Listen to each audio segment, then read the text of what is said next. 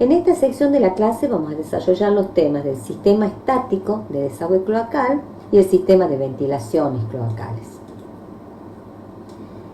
Podemos reconocer dos sistemas dentro de la instalación de desagüe cloacal, el sistema dinámico y el sistema estático. El sistema dinámico corresponde a la situación que existiera una red colectora externa. En este caso, a partir de la cámara de inspección, la cañería se va a conectar directamente con las cloacas que van a circular, ya sea por la vereda o por la calle al frente de la vivienda. Y a partir de ahí el efluente va a ser conducido por esta red colectora hacia una planta de tratamiento. En Tucumán una de las plantas de tratamiento es la de San Felipe.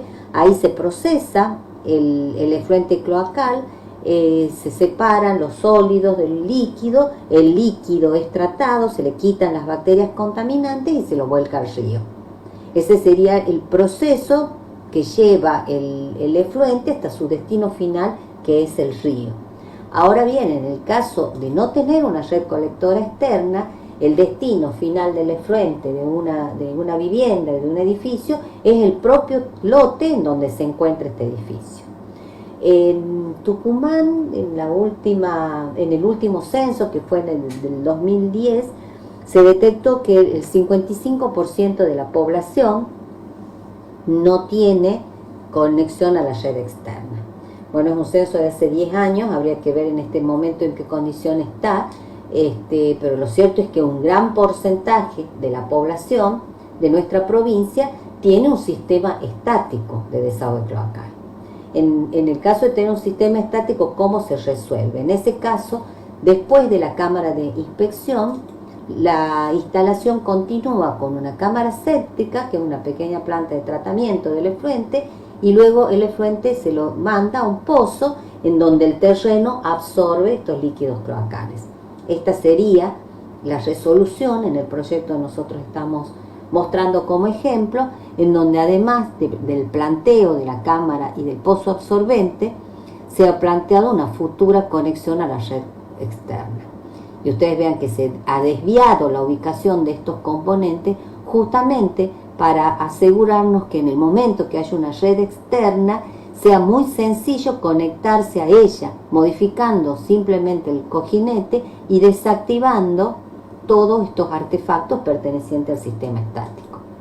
Acá vemos cómo se representa la cámara séptica y el pozo absorbente en planta, y vemos la representación en corte. A partir del inodoro llegamos a la cámara de inspección, de allí a la cámara séptica, al pozo absorbente, y en línea de trazo se representa la futura conexión a la red externa. Vemos también la simbología en corte tanto de la cámara séptica como la del pozo. Esta era la otra opción de resolución del desagüe cloacal. En este caso, al no tener la conexión externa, habría que sería conveniente resolver el sistema estático hacia el patio posterior. Entonces, tener la cañería, enviarla hacia la cámara séptica y pozo absorbente, que estarían ubicados en el fondo de la vivienda. En ese caso se podría ubicar la futura conexión a la red de una manera muy directa. En el momento que haya cloacas, simplemente se va a modificar el cojinete y se va a desactivar este sector, y no va a haber mayor movimiento para su instalación. Bueno, ¿en qué consta la cámara séptica? Es una pequeña planta de tratamiento del efluente cloacal, como dijimos anteriormente. Acá en esta cámara el líquido residual está ingresa y permanece en reposo en el orden de 12 a 24 horas. En ese momento, todas las sustancias sólidas por gravedad caen sobre la parte inferior, la base de la cámara séptica. Allí intervienen las bacterias anaeróbicas, que son las que viven sin la presencia del aire, y son las que van a procesar la materia orgánica y la van a transformar en mineral, que va a pasar a formar parte del líquido. Y después, la parte de los sólidos que no han sido disueltos van a quedar en suspensión en la parte superior, formando esa crosta, que es una capa que no permite que el oxígeno que está en este sector de la cámara séptica entre en contacto con el líquido. Entonces de esa manera se va a favorecer la actividad de las bacterias, que son las que procesan los desechos sólidos en la parte inferior de la cámara. Bueno, vemos que la cámara séptica en este caso está construida en ladrillo con un revoque interior impermeable, ha sido construida en el lugar, también puede ser construida de hormigón. Las dimensiones son variables, va a depender de la vivienda, qué cantidad de personas la están ocupando o las características del edificio en el cual esté sirviendo. Pero se calcula que en el orden de 250 a 300 litros de agua de efluente por día por persona. Entonces para una capacidad de 5 personas podríamos hablar de 1500 litros, lo que daría una cámara cuya base sería de 80 por 1,40 y una altura de aproximadamente 1,60. Como puede verse, es un artefacto de dimensiones considerables. Esta cámara va a tener una tapa y una contratapa justamente para garantizar la estanqueidad de la misma, pero esta se utiliza acá la vemos en planta, para poder acceder a la cámara en el caso de tener que limpiarla periódicamente, que es lo que se debe realizar.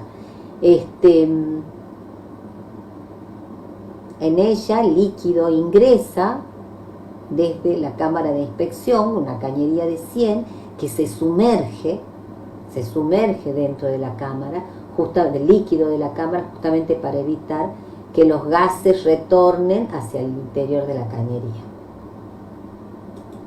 Acá vemos la construcción de una cámara séptica en ladrillo. Acá vemos, en algunos casos, lo que se hace en la cámara séptica es colocar un tabique interior y de esa manera se generan 2 cámaras y entonces el proceso de depuración del efluente es mucho mayor y por lo tanto el líquido que va a salir y se lo va a conducir al pozo absorbente va a estar en mejores condiciones de depuración. Veamos también que el medio nos ofrece cámaras sépticas premoldeadas, prefabricadas, en este caso esta que tenemos que es de PVC reforzada. El funcionamiento es similar, el ingreso del efluente, el procesamiento del mismo y luego el líquido que ya está procesado es filtrado por este tubo perforado y de allí se lo envía hacia el pozo absorbente. Tienen, digamos, en general buenos resultados de funcionamiento. Las dimensiones de una cámara séptica prefabricada para una capacidad de una vivienda de 5 a 7 personas sería de 90 centímetros por 1,40 de altura. Vemos que también, nuevamente vemos que es un artefacto de dimensiones considerables. Ahora veamos el pozo absorbente, el efluente cloacal. Entonces desde la cámara séptica se dirige y es conducido al pozo. Ese es el destino final del efluente.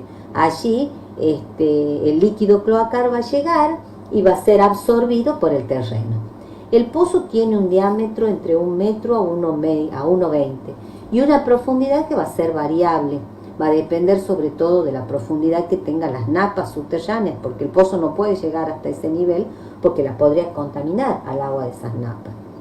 También tiene una tapa para acceder al pozo, para poder desagotarlo periódicamente. También tiene un caño de ventilación para favorecer la salida de los gases.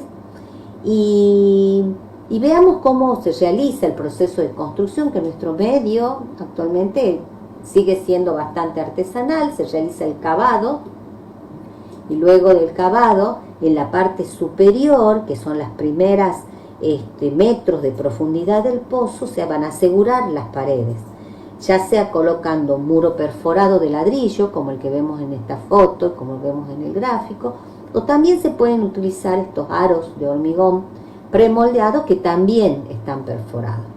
Entonces, esas perforaciones se las coloca para que cuando el pozo esté prácticamente lleno, también en estos sectores se pueda filtrar el agua hacia el terreno para la absorción del mismo. Vemos luego que se realiza una losa, acá vemos la excavación de la losa, vemos cómo se coloca la armadura, esa losa va a tener una mayor dimensión que el pozo y en realidad la función que tiene es evitar el desmoronamiento del pozo. En cuanto a la ubicación, las normas nos dicen que no puede estar a menos de 4 metros de la medianera, tiene que estar alejado, como mínimo a 4 metros de la medianera y a 1 metro de la línea municipal. Ahora bien, en caso de que las napas se encuentren muy altas, lo que se realiza es un lecho nitrificante. También se llama zanja o drenes de filtración. ¿Esto en qué consiste? Consiste en caños perforados que están ubicados en zanjas que tienen poca profundidad. Entonces, por estos caños circula el efluente que ya viene tratado desde la cámara séptica. Y como están perforados, a partir de allí se va a filtrar el agua, el agua va a salir, el efluente va a salir por las perforaciones y se va a infiltrar en el terreno, ¿sí?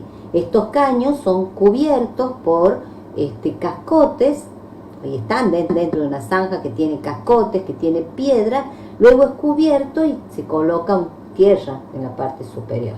Acá vemos el proceso de excavación del mismo. Esta sería la cámara séptica y acá tendríamos esta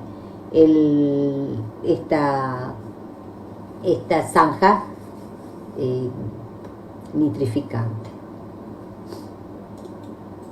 Bueno, pasemos ahora al otro tema, el tema de las ventilaciones.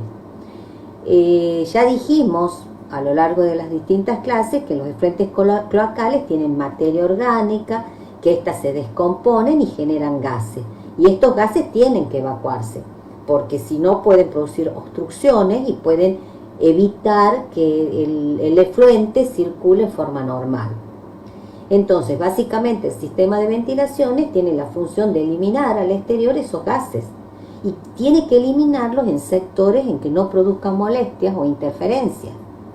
Nosotros vemos acá la cañería, sabemos también que la cañería tiene una pendiente y que en el sentido de la pendiente circula el efluente cloacal. Ahora bien, los gases se depositan en la parte superior de la cañería porque son mucho más livianos y van a circular dentro de la cañería a contrapendiente, siempre buscando el punto más alto para poder salir, buscan elevarse y salir por los puntos más altos. El sistema de ventilación más utilizado en nuestro medio es el sistema abierto, en el cual se genera un circuito de ventilación en donde el aire ingresa por las bocas de registro que están ubicadas en la calle, entra por la colectora externa, luego ingresa a nuestras viviendas por la conexión a la red cloacal, recorre la cañería buscando siempre el punto más elevado.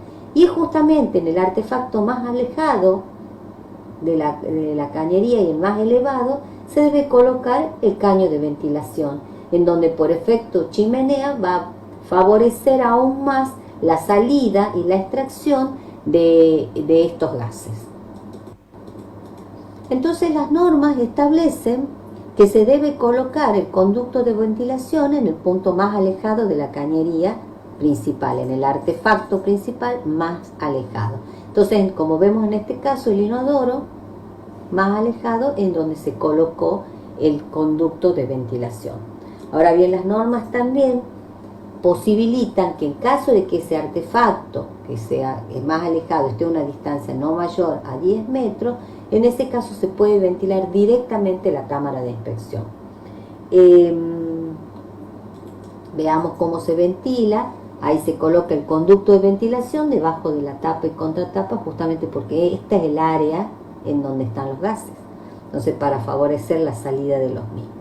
En muchas ocasiones esta solución resulta ser más conveniente desde el punto de vista constructivo, ya que como la cámara de inspección se encuentra en un espacio exterior, entonces posiblemente no haya que romper un techo, perforar una cubierta, calar un muro para colocarlo a este caño de ventilación, situación que sí se daría en el caso que se tenga que ventilar un artefacto que está en el interior. Veamos cómo se ha resuelto la ventilación en nuestro ejemplo. En este caso se ha ventilado, es un sistema estático, entonces lo que se ha ventilado es la cañería de ventilación, se lo ubicó en la cámara de inspección, porque estamos a una distancia no mayor a 10 metros, y de esta manera toda esta instalación del sistema primario va a ventilar a través de este conducto de ventilación. Luego también se ubicó un conducto de ventilación en el pozo, justamente para eliminar los gases que se producen en este sector. Acá vemos también en corte cómo se representó los conductos de ventilación de la cámara de inspección y del pozo absorbente. Veamos este área más en detalle. Cámara de inspección, conducto de ventilación que se lo ha ubicado y se lo ha adosado en la fachada. Y esa no es una solución muy conveniente, justamente porque la cañería de ventilación es una cañería de un diámetro considerable, tiene 110 milímetros, son como las cañerías de desagüe cloacal primario.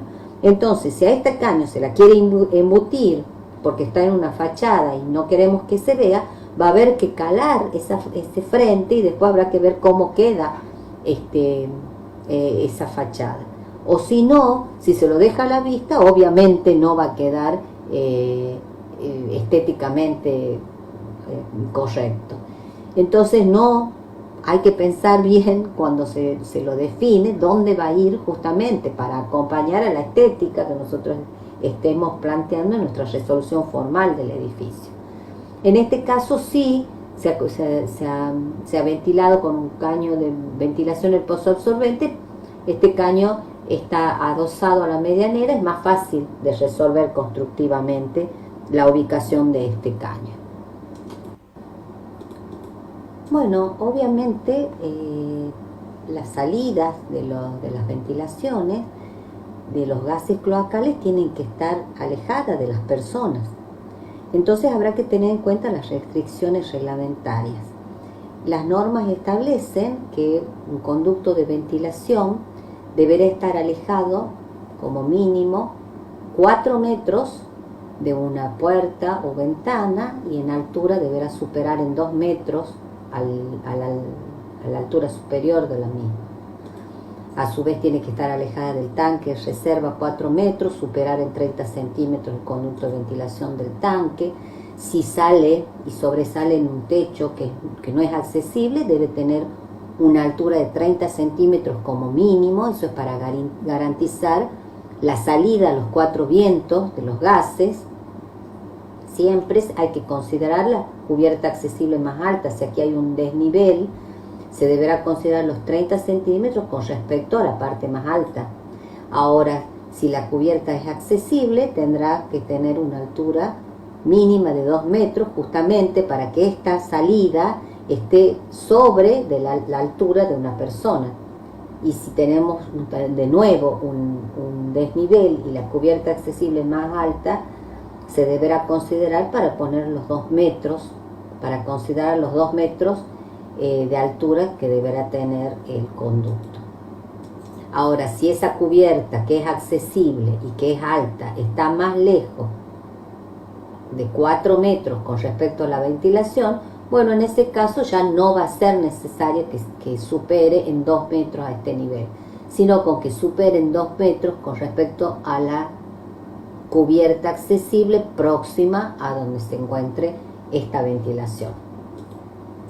Bueno, acá se ubican en la parte de salida, en el remate de las ventilaciones, se ubican los sombreretes que tienen que, por un lado, tienen que garantizar la salida a los 4 vientos en toda su circunferencia, tiene que tener aberturas para la salida de los gases y por otro lado tiene que tener una tapa para evitar que entren elementos que puedan obstruir a la cañería. Las cañerías, los diámetros son de 110, ya dijimos, y los materiales van a ser plásticos, se utilizan plásticos, PVC por lo general, también se puede usar polipropileno. ¿Cómo es la ventilación en este sistema dinámico? La ventilación se planteó directamente en la cámara de inspección. Lo vemos en planta y también la vemos en el corte. Bueno, acá vemos también, nuevamente en una modelización, que ya lo vimos en el ejemplo, en el sistema de provisión de agua, tenemos este núcleo húmedo, cocina, lavadero y baño. Vemos cómo está resuelto rápidamente el desagüe cloacal. Acá lo vamos a ver en forma más cercana. La cañería principal que viene desde el inodoro, llega a la cámara de inspección, recibe el empalme de las cañerías que provienen de la cocina y del lavadero, y de acá se dirige el efluente hacia la cámara séptica y al pozo absorbente. Le sacamos los muros como para verlo en mayor detalle, y vemos claramente que también se ha previsto y se ha dejado construida la futura conexión a la red externa, de manera tal que llegado el momento solo se modifique el cojinete. La cañería ya está construida. Un detalle del sistema primario y secundario del baño, los artefactos que desembocan en la pileta de patio y de allí empalman con la cañería principal.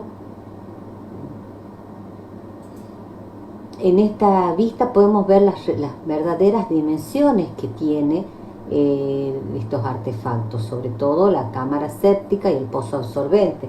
En realidad acá el pozo absorbente no ha sido graficado en su verdadera profundidad, pero sí en su volumetría en la parte superior, y podemos entonces en función de eso darnos cuenta de que estas dimensiones considerables se tienen que tener en cuenta desde el inicio del proceso de diseño, porque habrá que ubicarlo pensando que no va a interferir en posibles ampliaciones que pueda tener la vivienda, o por ejemplo en la colocación de una pileta de natación, o en la ubicación de árboles, arbustos en general, etc.